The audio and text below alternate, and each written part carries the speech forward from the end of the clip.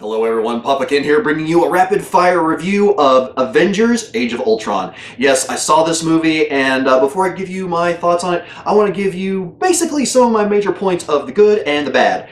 Maybe the ugly, but there really wasn't that much ugly about this movie. But let's get right into it with the good, starting with the twins, Wanda and Pietro? Yeah, Pietro. Quicksilver and Scarlet Witch. I honestly didn't have many expectations coming into this movie, but Elizabeth Olsen as Scarlet Witch blew me away, and I can't remember the name of the guy that played Quicksilver, but he did a great job as well. So both of them absolutely blew me away. They did really good, and since Fox owns the rights to X-Men and the mutants, they couldn't be mutants in this movie.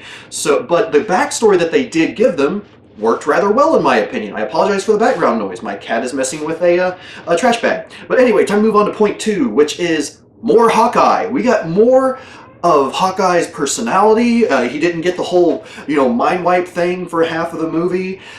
We just get to find out more about him in general, and I just thought that was really cool for a character that I felt got a bit underserved in the first Avengers movie. But so getting to see more of him in this one, and getting to see him in action more in this movie, I thought was really cool.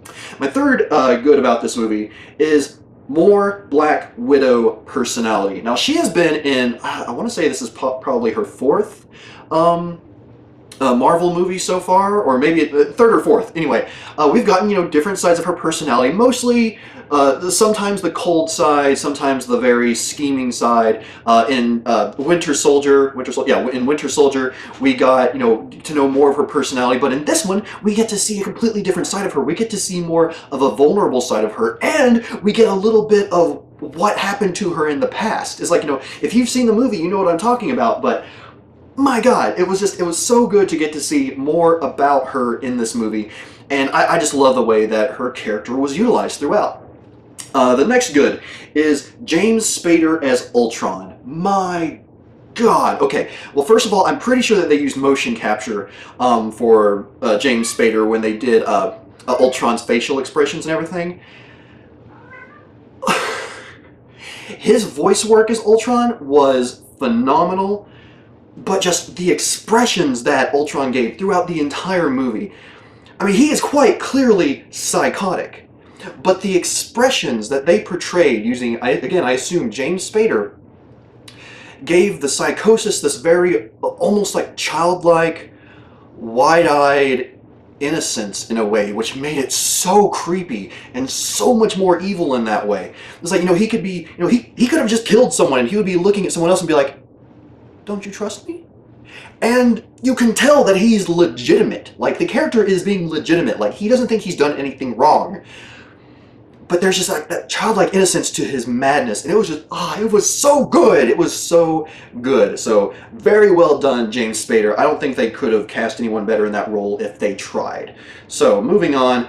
An unexpected but very welcome romance. I'm not going to give any information. Actually, wait until the end of the video, and I will say one thing in regards to this, but it's a spoiler, so yeah, if you don't want to get that spoiled, just cut off before the very end. I'll cut it off a few seconds. But yeah, unexpected but very welcome romance. All right. Next, the action. The action in this movie, they took... In the Avengers, we got the crazy sci-fi laser blasts going everywhere, which was awesome. But in this one, it got more visceral. It was like, even though all of the Ultrons were, computer generated, I'm pretty sure they were all computer generated. It's like there was actual weight to them, which is something that a lot of movies really struggle to do with CGI or computer generated enemies or characters in general. But just the action was so well done, and the opening sequence was a lot of fun. It was kind of silly at certain points, but as a whole, it was really good and a lot of fun. Now, next on the good, all the cameos. They brought in characters from basically every Marvel movie that's still alive. Like, we got the I was gonna say the Hawk. We got the Falcon. We got Peggy. We got Peggy Carter. I won't say in what way.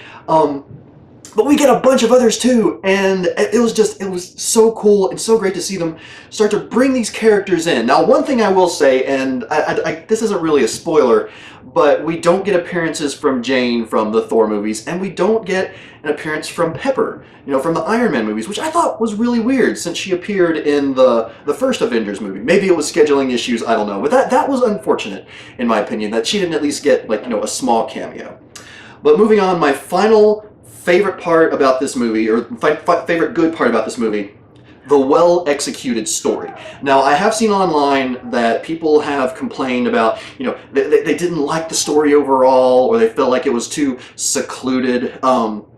Even the way that the dialogue was written, they're saying everyone speaks in one-liners. Okay, now here's my personal opinion. When I say well-executed story, I mean they made a great comic book movie. In my opinion, the first Avengers was a great comic book movie. This was another form of just a comic book brought to life in an amazing way, and I'll actually expand on that a little bit more later.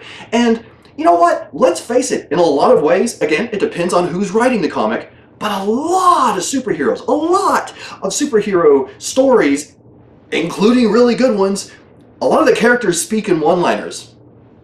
Which I honestly didn't get that impression, to be honest. I didn't feel like everyone was just speaking in one-liners. Yeah, everyone was snarky, but you know what? It worked.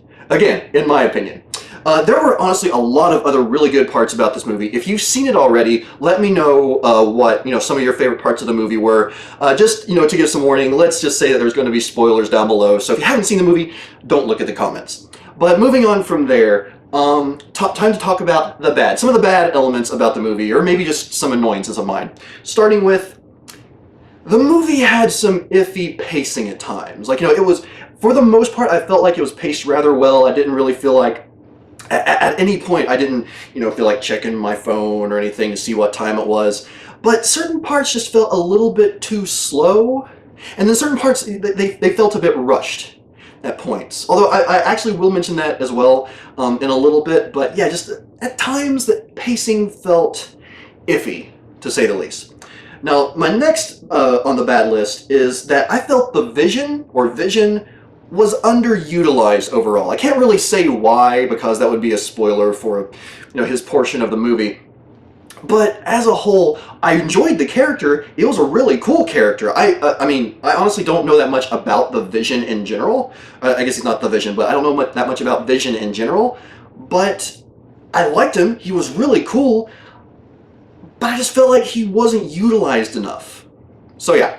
Now, my final annoyance / point on the bad list for this movie would be that the acting was poorly executed at times. Now, there was no one that consistently did a bad job by any means, but there were definitely some lines that felt a bit forced or a bit hokey. It's hard to describe, really. It's like, once you see the movie, you'll know what I'm talking about, but there were definitely some lines that just felt off a little bit, which felt strange considering the rest of the performances in the movie and the caliber of actors that we're dealing with here. I mean, in my opinion, the caliber of actors. Other people, like some of the big critics, might have a different opinion of that, but, in my opinion, some of these lines just should have been done better, or maybe just reshot. I don't know. But, moving on from there, well, again, if you have any bad points you'd like to mention, please do mention them down in the description below. I'm sure they'll lead to a lot of interesting conversation. And again, if you want to avoid spoilers, don't go down to the comments. But as for my overall thoughts about this movie, it's not the best Marvel film. I will say that. For a long time, I said that I felt The Avengers was the best Marvel film. I honestly no longer feel that way. I would say it's one of the best. It's a really good Marvel film.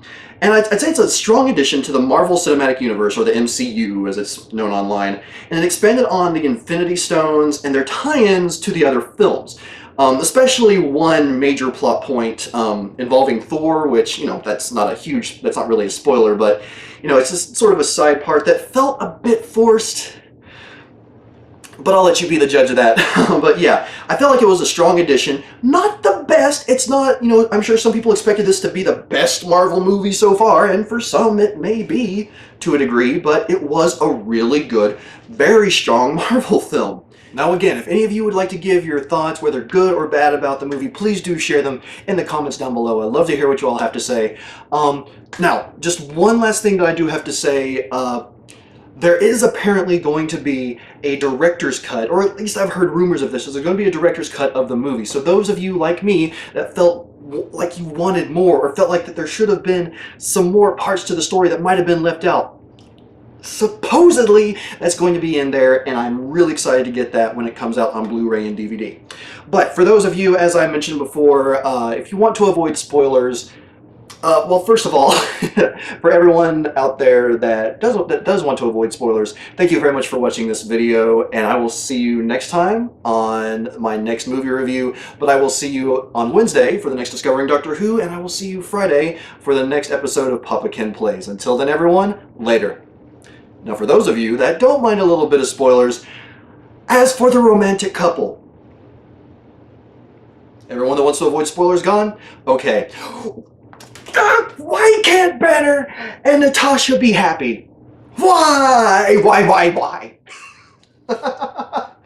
Yes, there was at first the romance felt, or the potential romance felt a bit forced. But my God, I fell in love with it. I love the two characters enough as it is. I mean, the Hulk is one of my all-time favorite characters from comic books. But just the idea of them coming together. To steal a term from Tumblr, I ship these two. SHIP, which is like, you know, you want them to be in a relationship. I really do hope that something happens in the Marvel Cinematic Universe that allows them to be together. At least for a little while. But yeah, just, why can't they be happy? Why can't they just have, why can't the Hulk be happy? Why can't Natasha be happy after all the stuff we find out, well, especially about her, and we know his storied past. But yeah, anyway. Thank you for sticking around if you did, and as I mentioned before, thank you all very much for watching this video, and I will see you on Wednesday for the next episode of Discovering Doctor Who, or I will see you on Friday for the next episode of Papa Kenn Plays The Last Dalek. Until then, everyone, later days.